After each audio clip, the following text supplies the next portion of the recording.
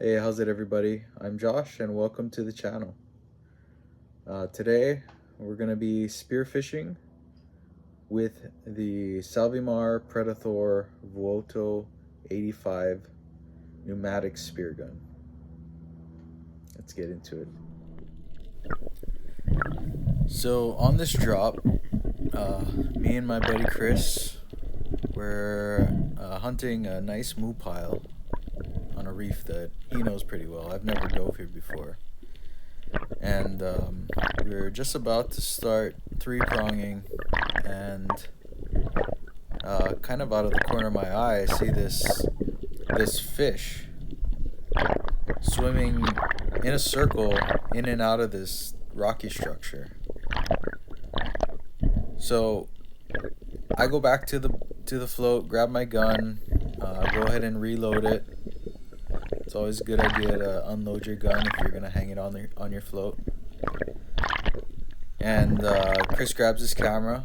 We kind of make a plan, and I take the drop. So right there, you can see that little lever thing on the gun. I'd forgotten to move the power reducer back to the normal position. So the gun is effectively shooting at half power. It's like shooting a double-banded gun, spear gun, arbalete style spear gun, with a single band, thinking that you're gonna use two bands. So I get to the bottom, and my plan is to kind of time this fish, allowing it to circle back through the cave. So it circles, it's been circling for a couple minutes, and I'm pretty sure it's gonna come out now, start creeping up.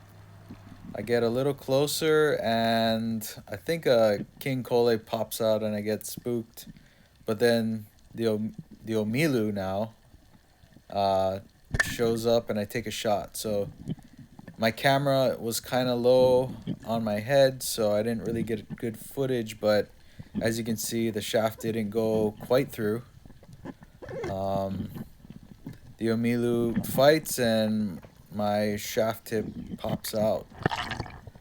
So there's nothing really I can do. My gun's unloaded. Chris doesn't have his gun, so we go back to the surface.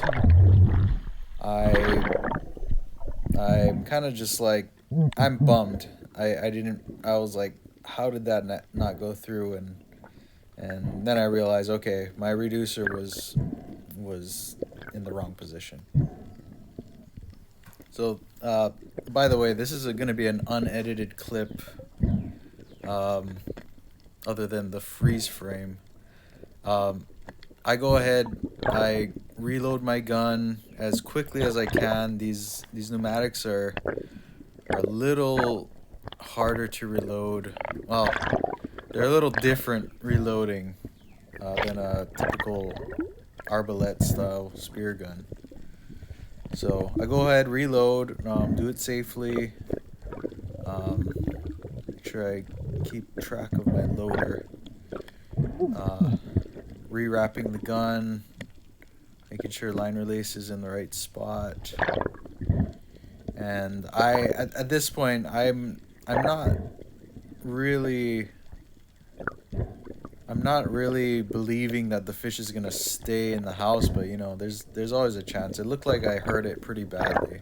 It'd be a shame to waste this fish and have it, you know, just go ahead and die without us being able to see it and to harvest it and eat it, you know. So talking to Chris, asking if he's seen it move out, and he said he's been watching it the whole time. I think we can take another drop. He didn't see it. He didn't see it shoot out of the water. So, yeah, getting everything in order, taking my time, breathing up as properly as I can, and making sure my power reducer is in the correct position this time. Okay, so at this point I forgot to mention that the reason we're hunting this fish is because it in fact is an omilu. It's a bluefin trevally, and probably one of the largest that I've seen. I don't typically shoot omilus or bluefin trevally, um, but this one was pretty impressive. So uh, we're we're definitely giving it a try. So at this point well, I'm breathing up. Chris is probably fine. He's a world record free diver. But anyway, thinking about where I'm gonna try to find this fish under this rock. It could be anywhere under there. Trying to figure out if he's gonna be in the on the ocean side or the shoreline side. Um, so, taking my time, breathing up. There's a bit of current, so we're trying to stay over the spot. And at this point, um, I'm about to drop, and I can just see the omilu start kind of swimming out of the cave. So at this point, it's kind of go time, because if it decides to swim out and away into deeper water, they can swim really fast, and there's no way I'm gonna be able to get it. So I take the drop, and I've already spotted it. I get down pretty close to the bottom. She's definitely injured. Her eyes are bulging out. She's kind of blind, and full power, take the shot right through her skull. It's a very secure shot. At this point, I think I stoned her, but she kind of comes back alive, as omilus will often do, and she takes me for a little ride. Very powerful fish. So right here, I thought I lost my camera, and she got away. I noticed my flopper wasn't fully engaged, so I kind of had to push it forward and get it engaged again, so she wouldn't come off again.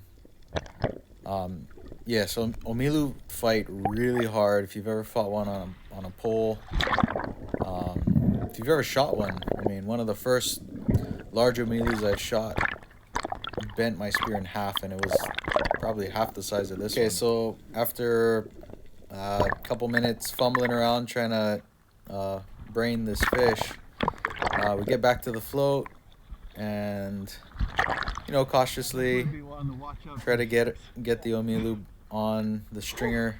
We've caught enough fish for the day. I'm starting to get a little seasick and tired, and we're both pretty out of shape. So you might have heard me mention watching out for sharks to Chris, and I say that because typically when you shoot a large fish and you don't stone it, and it gives you a pretty good fight like that omilu, that is the dinner bell for large sharks, particularly tiger sharks. Omilus, uluas, avas, kahalas, anything that's big and will fight hard will call in sharks. So after shooting something like that, it's usually time to head back in. Alright, well, I hope you've enjoyed the video. That fish turned out to be just around 17.5 pounds. That's my personal best. I think I shot one about 10 years ago that was just over 16 pounds, with a gun that I built. Great fish, great story, and I'm really glad I was able to get it on camera to share with everyone. Well, if you like that, please subscribe, like the video, And stay tuned for more on this drop spearfishing. Thanks.